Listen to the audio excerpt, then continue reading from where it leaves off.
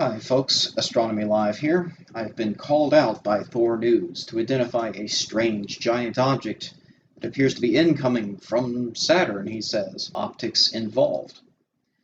So that's what I demonstrated to him 2 years ago, and I will include a link to this hangout in the video description if you want to check it out. But I don't expect you to, have to watch a 2-hour video to get a brief explanation here. So I want to do something else that I didn't do during that hangout, and that is showcase all the previous examples of this same lens flare occurring as a result of Venus being in the field of view of stereo head Hi2 over its lifetime. And so we saw that happening in 2014. If you go back a little further into 2014 during July, you can actually see a comet passing by Venus in the view. Now, actually, the comet was much closer to the spacecraft than Venus, so Venus did not actually pass through the tail of the comet or vice versa. It just looks that way from a two-dimensional perspective. But you can see that as Venus moves in towards the center of the image, so does the lens flare. We can look back farther as well. 2012, the same lens flare was present, once again being caused by Venus in the view. And once again, the lens flare is moving opposite Venus. 2011, same thing. 2009, same story.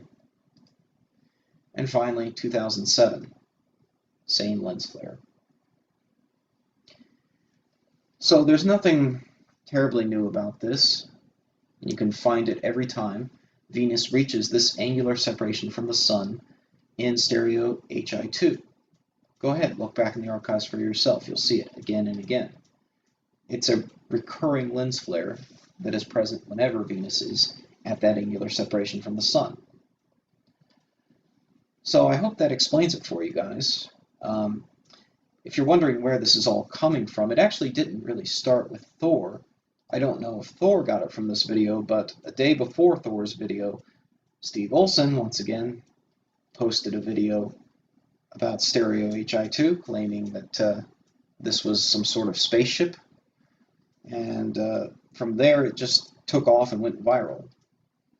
So Thor and Steve are not the only two to have made videos about this, but I wanted to address it and clear it up for everybody.